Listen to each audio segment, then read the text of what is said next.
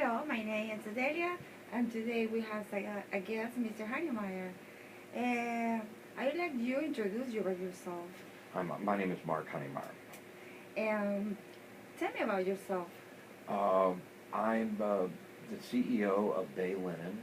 We are a wholly owned subsidiary of the Baycare Health System, which is Morton Plant, St. Anthony, St. Joe's, and all of their other hospitals, North Bay, South Bay, and also Sarasota Memorial is an owner. Mm. What is your manager style? My management style is very hands-on. I like to go out and be involved in seeing how the day-to-day activity is going on.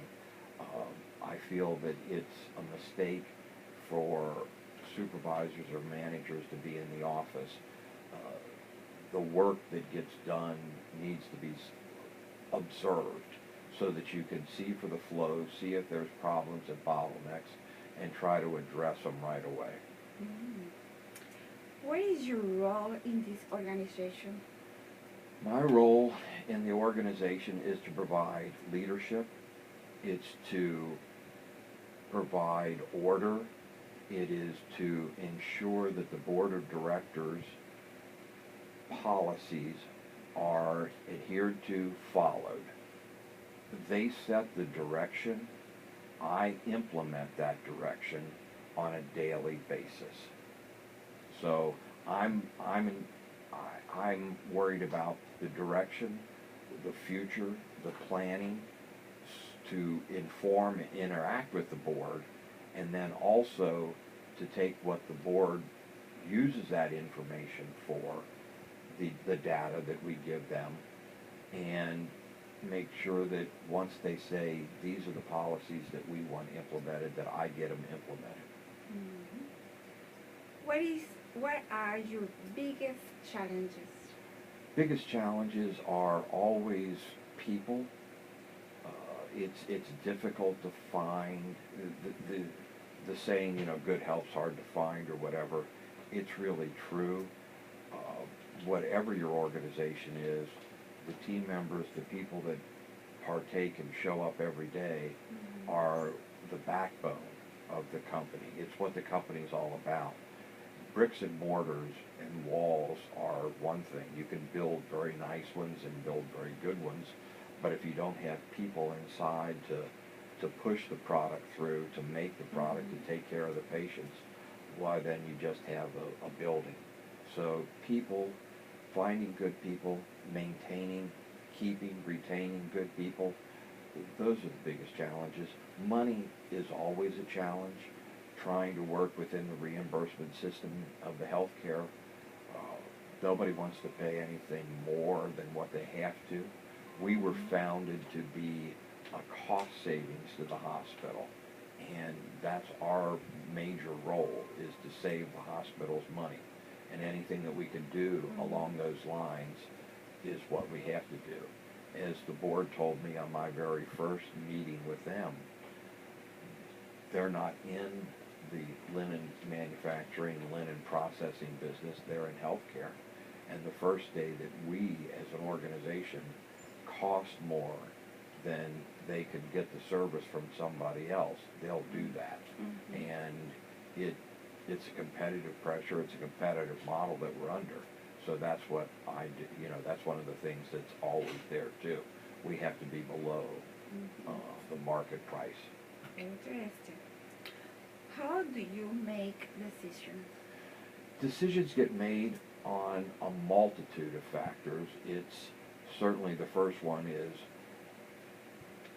it legal? Is it something that we can do? Is it something we want to do? Is it something the board has a philosophy on to say, yes, go ahead and do this? So it's never just one area, I think. It's a multitude of areas that you're looking at and seeing, but you take in every factor and analyze each one and then try to make a decision on that. Should we do this? Should we not? Can we? And then you go from there. What regulatory requirements are there? Somebody may want to, to eat outdoors all the time. Well, you can't do it because you can't have food in that area, or you can't have something else. So you have to look to see what it is and how you go about it. Mm-hmm. What is your hardest part of your job? Hardest part of my job? Hardest part of the job, again, would most probably be telling people no. It's not something that they want to hear. Another hard part is always to say, I don't know. When you're out and when you talk to people, they'll say, well, you're the CEO, tell me why you're doing this, or tell me why we have to do this. And it's very, very difficult sometimes to say, I don't know. And yet, if you make up an answer, you could be in a lot of trouble, because then, if that's not true, you're going to be conceived as not being honest with them. I don't think there's anything wrong with saying I don't know, because I don't know everything, but I can find it out, and that's what I try to tell people if I don't know. You want to sometimes answer and give them an answer. Just say, yeah, well, this is why, or this is why it is, or how it is. But if you don't know that to be true, then you're doing yourself an in-service, and you're certainly not helping the team member at all, because you're not giving them the truth.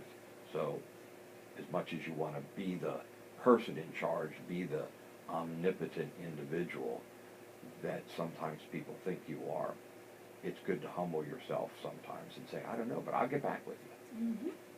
Good answer. What I can do to be a good manager?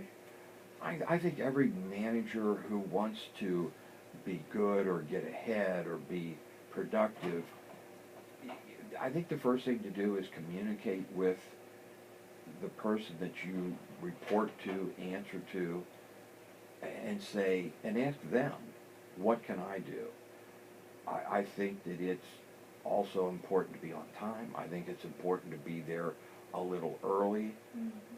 It's there, maybe to make sure that you stay late, if that's the important aspect of the job, to make sure that everything gets done that day. Mm-hmm. I think anybody who wants to get ahead should always have a to-do list, and you look that over every day. You write down, what am I going to get done today? What am I going to, what didn't I get done from yesterday, Mm-hmm. for whatever reason? And sometimes you start with what you didn't get done yesterday, to what you're going to get done today, to what you're going to do today. And yet you should be talking somewhere along the line, maybe not daily, but quarterly or something like that, to the person that you report to Mm-hmm. say, what can I do? And go over your to-do list. It's important to try to bring leadership and show that you're enthusiastic about the job, Mm-hmm. and you tell the person that you want to get advancement, that you want to get promoted, and you want to make the company better. That's what I think all of us have done that are upwardly mobile. There's a lot of people that are just going to come in every day, report in, say hi, and go about their job. And then there's going to be other people that come in a little early, and you know that they want to be, to get the job done. They want to be responsible and held accountable. So you look at that and you say, here, because again, if you're ready, you're going to be able to lead the situation. There's way, sometimes the situation can take you down the road, and then you've got no control. And what you've always got to try to do as a manager, as a leader, is to be able to say, okay, how can I get control of the situation? How can I bring order Mm-hmm. to this? Because otherwise it's just chaos. Sometimes when people say, what do you do every day?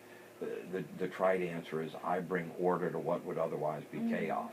And they look at you and you go, well, I've got to make sure that the people who are responsible to make sure that people come in on time, do this, show up, because otherwise people just come and go as they want. Mm-hmm. And there's no organization there. There has to be, and it's not control. Control's different than making sure that it flows. The Martinets of the world, the people that come in and just micromanage every little aspect of work, it might be necessary at different times, maybe at a startup, maybe when people are all brand new, to make sure that everybody knows what to do. Mhm. But otherwise, you want to be able to just make sure that people are educated, people know what is expected of them, and let them go. There used to be a long time ago, people would talk about theory X and theory Y management. X would be an individual who believes every employee is lazy and you've got to stand on them and watch them. Mhm. And theory Y was more or less the laissez-faire, let it go, and they'll do. I've always tried to be a little bit of both. I think if you don't tell team members what you expect of them Mhm. and what they have to do in their job, in their role, then they don't know. So, but you still trust but verify. You still have to follow up and make sure that the supervisors, managers, directors, department heads are following what needs to be done. Mhm. Tell me about one typical day.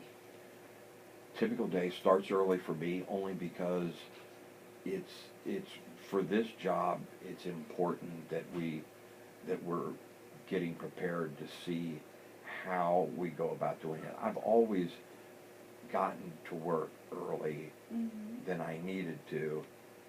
When I was working within the hospitals, I always wanted to be at work. Surgery normally starts at 7, and if there's going to be a bottleneck, Mhm. it starts at 6 or 5 in the morning when the patients are there, the lab report's not there, the history and physical isn't there from dictation from medical records. So you start to say, okay, I've got to be there before surgery starts so that everybody knows if there's a problem where they can't get something scheduled, can't get something, a report done. There's somebody who can cut through different layers and say, okay, remind people of what we're here for. We're here to get the patients the surgery that they need, and let's not get tied up in the bureaucratic areas. Do we know that if there wasn't anything abnormal about the radiogram or the EKG or things, the lab tests, get it done, boom, boom, or find it and report it out. So, and I try to do the same thing here. We get here before we start and look over what occurred yesterday, and then start to make my plans and my to-do list to say, we need to get this done, we need to get that done, we need to put more attention to this area. So I'll get there early, start to assess where we are, what I think the needs are, and then little by little as the different areas come and start, why we'll be able to fill in and go, and sometimes I'm not right with it. I'll try to guess, but the workflow's different than what I anticipated, so we adjust to that too, and I adjust. So then at the end of the day, when it typical for me, it's 10 to 12 hours. I can say, okay, we're in good shape. And